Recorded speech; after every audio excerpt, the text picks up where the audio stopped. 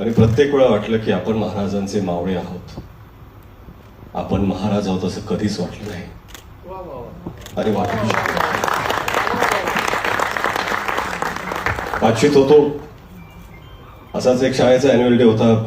बाजूला मी मावळ्याची भूमिका करत होतो. भाला घेऊन नाचत होतो मी. माझाच एक मित्र महाराजांची भूमिका करत होता.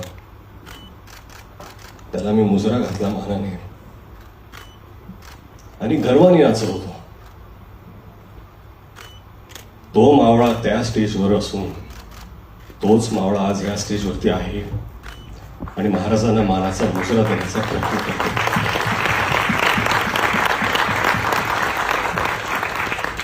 कुठलीही कलाकृती महाराजांवरती आपण जेव्हा करतो, आदरयुक्त, श्रद्धा, आस्था, प्रेम एवढ्याच भावना आपल्या मनात असू शकतात.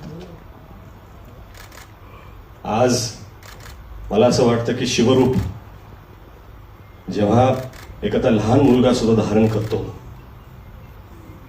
स्टेजवरती असो, शाळेत असो, सोसायटीमध्ये असो, दिवाळीत असो, शिवजयंतीला असो, मालिकेत असो, नाटकात असो, कुठेही कुठल्याही कलाकृतीमध्ये, हे खरं म्हणजे त्या व्यक्तीचं सौभाग्य असतं की ते रूप धारण करण्याची त्याला संधी मिळते. आणि हेच सौभाग्य मला मावळा म्हणून प्राप्त झाले. 10 वर्ष झाली. 10 वर्षापासून प्रयत्न करत होतो मी 2016 की आपल्याला हा चित्रपट करायचा आहे.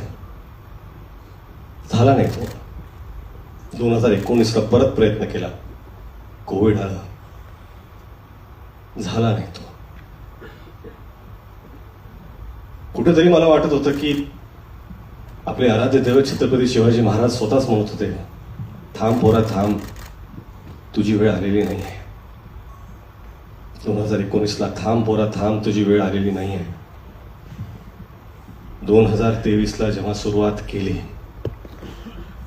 आता मला कुठं वाटतं की महाराज म्हणत असेल, पोरा आज तुझी वेळ आलेली आहे.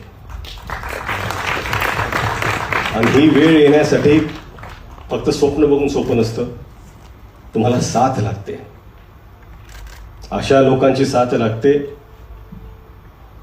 की ज्यांच्यात सुद्धा सिंहाचं धाडस असतं.